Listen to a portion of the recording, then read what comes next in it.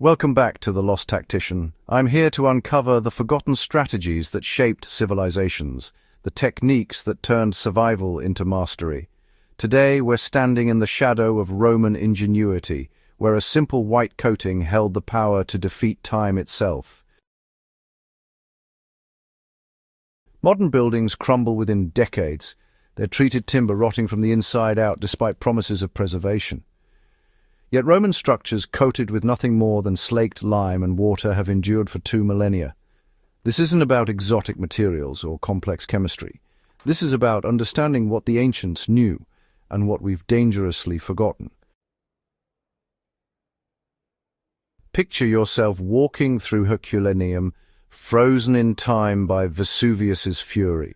Beneath the volcanic ash, archaeologists discovered timber beams still intact after nearly 2,000 years, not charred beyond recognition but preserved structural, bearing witness to Roman engineering genius. The wood hadn't been treated with modern copper-based preservatives or wrapped in synthetic barriers. Instead, it wore a simple coating of white lime, applied in layers so thin you could count them like tree rings. While medieval Europe saw its timber structures collapse within a century, and while modern homes struggle past 50 years before requiring extensive renovation, these Roman beams laughed at decay. The mystery isn't just how they did it, it's why we stopped.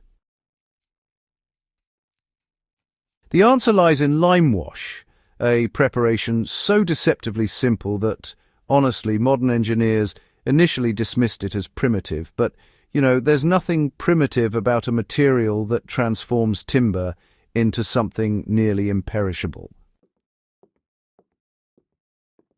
The Romans weren't merely painting their wood, they were, in fact, fundamentally altering its relationship with the environment, creating a living barrier that remarkably grew stronger with time. To understand Limewash's power, you must first understand its nature. This isn't paint, it's, liquid stone in waiting. When limestone is heated in kilns, it transforms into quicklime, which is calcium oxide. Add water and you create slaked lime or calcium hydroxide, a substance with a pH above 12. So that alkalinity is the first line of defense. Fungi just can't survive in such an environment. Their cell walls, they rupture on contact.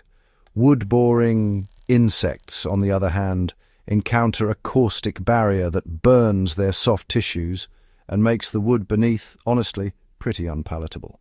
The Romans, you see, were waging biological warfare at a microscopic level, and they were winning. But the true genius, really, emerges over time. As limewash dries on timber, it begins absorbing carbon dioxide from the air. The calcium hydroxide, ever so gradually, converts to calcium carbonate, limestone itself. The coating doesn't just sit on the wood's surface, it mineralizes, becoming harder and more protective with every passing year. Imagine, if you will, coating your timber structure with a substance that literally turns into rock, yet remains porous enough to let moisture vapor escape. This is, the paradox modern science struggles to replicate, a barrier that protects while allowing the wood to breathe.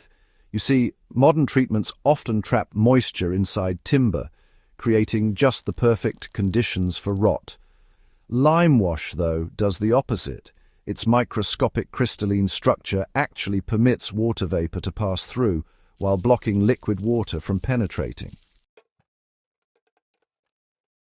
The Romans, they understood that preparation determines longevity. They didn't apply limewash to fresh-cut, wet timber. Instead, they seasoned their wood, sometimes for years, allowing it to reach equilibrium with its environment. And surface preparation was meticulous. Rough sawn or adzed surfaces provided mechanical tooth for the lime to grip. Then came the application, and here the Romans demonstrated a level of patience that, honestly, modern contractors would find incomprehensible. They applied limewash in thin coats, sometimes 10 or more layers, allowing each to carbonate fully before adding the next. Each layer was bonded chemically to the one beneath, building not just a film, but, an integrated mineral skin. The first coats penetrated deepest, filling those tiny surface checks and grain patterns, and then subsequent layers built up thickness and durability.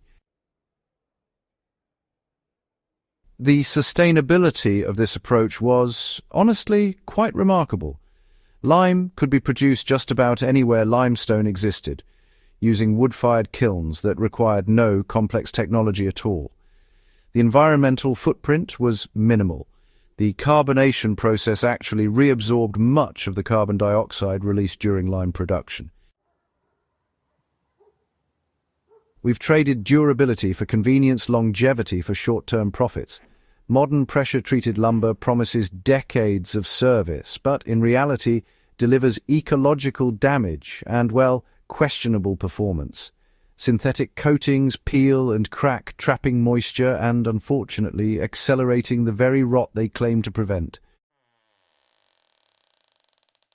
Meanwhile, the Roman solution, tested across 2,000 years, sits forgotten in our rush toward chemical innovation. The irony cuts deep. We possess the knowledge to preserve our structures indefinitely using materials that improve the environment rather than poisoning it. This isn't just about buildings, it's about understanding that survival, whether of structures or civilizations, comes from working with nature rather than against it. The Romans grasped this fundamental truth. Durability emerges not from dominating materials, but from understanding their nature and enhancing their inherent strengths. The lesson here transcends construction. It speaks to a broader truth about resilience and sustainability that the lost tactician exists to uncover. The Romans didn't have our technology, but they possessed something perhaps more valuable: patience, observation, and respect for natural processes. They understood that true preservation doesn't come from sealing things away from the world, but from finding ways to let them exist within it, protected but breathing, enduring through harmony rather than isolation. If you found value in this forgotten strategy, hit that like button and share this video with anyone interested in sustainable building, historical engineering, or simply in learning how our ancestors solved problems we still struggle with today. Subscribe to The Lost Tactician for more insights into how history's warriors, builders, and survivors mastered their environments using knowledge we desperately need to reclaim. The past isn't dead, it's a tactical manual we've barely begun to study. Until next time, stay tactical, stay